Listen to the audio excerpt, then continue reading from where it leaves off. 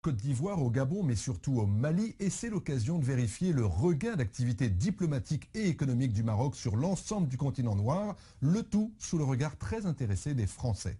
Mohamed VI à Bamako, c'est la confirmation du rôle très important que le Maroc souhaite y jouer. Le roi a aidé la France sur le plan militaire et dans le domaine du renseignement l'an dernier, et voici qu'il vient de recevoir à Marrakech le chef du MNLA, alors que les négociations entre les Touaregs et le pouvoir malien s'enlisent, que le médiateur soit burkinabé ou algérien. Mohamed VI a déjà accepté que 500 imams soient formés au Maroc pour lutter contre l'intégrisme, et cette diplomatie ne passe pas inaperçue, tout comme l'aide qu'il apporte à l'effort militaire français en Centrafrique.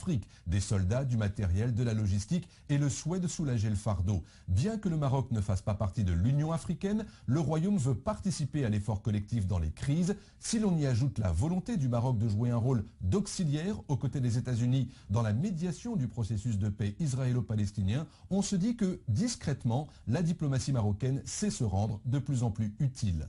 Sur le plan économique, même volonté du roi du Maroc de forcer le chemin, et Barack Obama ne s'y est pas trompé en invitant Mohamed VI dès l'été prochain pour le premier sommet États-Unis-Afrique.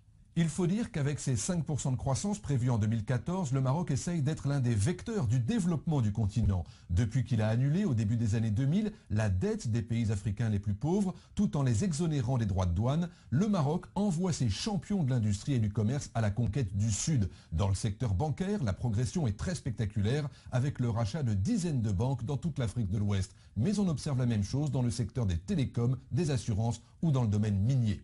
Cela fera 15 ans, au mois de juillet prochain, que Mohamed VI dirige le Maroc. Beaucoup a été dit sur son manque d'énergie personnelle ou sur la lenteur de ses réformes, mais il aura au moins réussi progressivement à remettre le Maroc sur la carte du monde et pas uniquement pour les touristes.